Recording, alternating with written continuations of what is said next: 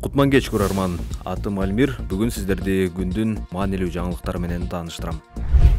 Жогорку кеңештин депутаттары 11 октябрда Кыргыз Республикасы менен Россия Федерациясынын ортосундагы абадан кол салуудан коргонуунун бириккен аймактык системасын түзүү жөнүндө макулдашууну ратификациялады. Коргоо министри Алмазбек Карасартовдун айтымында бул максаттар үчүн канттагы Орусиянын авиабазасынын жанынан келишимдин колдонуу мөөнөтүндө 5 гектар жер тилкеси берилет. Аталган системаны түзүү жөнүндө сүйлөшүүлөр 2022 жылдын июлунда эле Орусиянын президенти Владимир Путиндин тапшырмасы менен жүргүзүлө баштаган. Өткөн жылы Тажикстандын парламентинде дагы Орусия менен бирдиктүү аймактык абадан коргонуу системасын түзүү боюнча ушундай эле макулдашуу колдоо тапкан. Озоди радиосу айрым эксперттер тажик бийлигин аба мейкиндигин Москванын көзөмөлүнө берип жатканы үчүн дүйшөмбүнү сынга алганын жазышкан. Кечээ 10 октябрда депутат Элмурза Сатыбалдиев бозгун президент Курманбек Бакиев менен Беларуста жолукканын тастыктады. Мен бул сапардын алкагында Бакиев менен жолуктум. Ал менин президентим болгон. Мен анын тушунда иштегем. Бул адамдык мамиле гана. Аны менен көрүшүп, ал акыбал сурашкым келди. Аны менен саясат жөнүндө эмес, турмуштук темаларда гана сүйлөштүк, деп билдирди эле өкүлү жергиликтүү медиага. Ал эми Аки пресс басылмасына курган маегинде депутат Бакиевке аялына байланыштуу көңүл айткысы келгенин билдирген. 47 жаштагы Назгүл Төлөмүшова Минскте 2023 жылдын январында каза болгон. Сатыбалдиев Бакиев президент болуп турган кезде Ысык көл облусунун прокурору, кийин УКМКнын төрагасынын орун басары, ал эми 2007-2009 жылдары башкы прокурор болгон. Эми Кытайдын жарандары, анын ичинде Гонконг жана Макаонун резиденттери Кыргызстанга визасыз кире алат. Бул тууралуу бир алкак, бир жол демилгесинин 10 жылдыгына арналган Кыргызстан-Кытай достук коомунун жыйынында министрлер кабинетинин төрагасынын орун басары Эдил Байсалов жарыя кылды. Мындан тышкары АКШ, Улуу Британия жана Евробиримдикте ачылган визалары бар Кытайдын жарандары дагы бул артыкчылыкты колдоно алат. Кыргызстан Кытай менен дипломатиялык мамилесин 1992 жылдын 5 январында түзгөн. Кытай Кыргызстандын негизги соода жана инвестициялык өнөктөштөрүнүн бири болуп эсептелет. Ал эми Кыргыз Республикасынын мамлекеттик тышкы карызынын дээрлик жарымы дагы Пекинге туура келет. Кримтөбөл Камчы Көлбаевдин уюшкан кылмыштуу тобунун Казбек Кара Каймана аты менен белгилүү активдүү мүчөсү Казбек Билалов кармалды. УКМКны уюшкан кылмыштуу топ түзүү же ага катышуу беренеси менен козголгон кылмыш ишинин алкагында 10 октябрда Бишкекте колго түшүрдү. Билалов мурдада бир нече жолу соттолгон. Азыркы тапта Бишкек шаардык ички иштер башкармалыгынын убактылуу кармоочу жайына киргизилди. Буга чейин атайын кызмат Көлбаевдин уюшкан кылмыштуу тобунун 40тан ашык активдүү мүчөсү кармалганын билдирген болчу.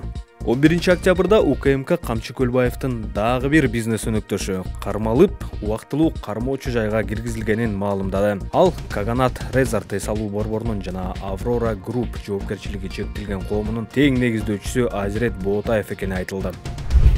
Эгер бизди көрүп жаткан болсоңуз, лайк басууну унутпаңыз.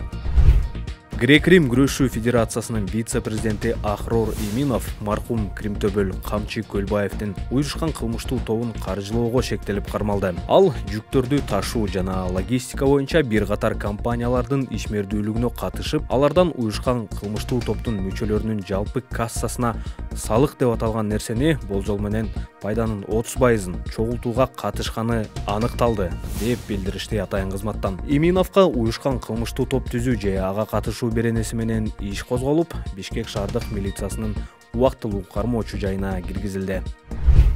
Жогорку сот блогер Батмакан Жолболдуеваны жергиликтүү чиновник менен болгон чырына байланыштуу күнөөлүү деп таап 50 000 сом айыпка жыкты. Эске салсак, блогер Батмакан Жолдубаевага бейбаштык беренеси менен иш козгоого Баткен облустук администрациясынын аппарат жетекчиси Алихан Ураимов менен чырдаша кеткени себеп болгон. 2022 жылдын 5 февралында Жолболдуева Ишеним жана Ынтымак фракцияларынын Лейлек районунун Исфана шаарындагы көчмө жыйынына катышуу үчүн барган. Бул учурда ал түз эфирде болгон. Блогер, журналист жыйындар өтүүчү кабинетке киргенде обл администрациянын аппарат жетекчиси Алихан Ураимов аны расмий журналист эмессиң деп чыгарып салган. Ураимов жана Жолболдуева коридорго чыгып тартыша кетишкен.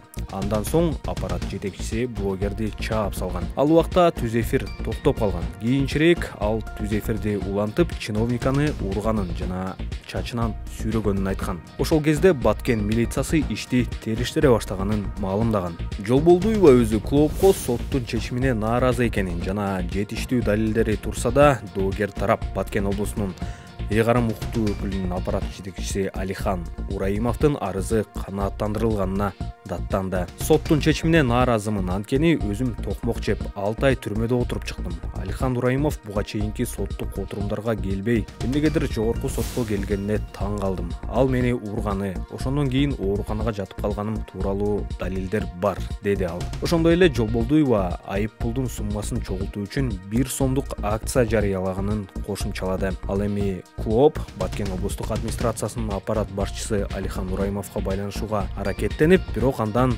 жооп ала алган жок. Тагыраагы байланышуу аракетинен майнап чыккан жок.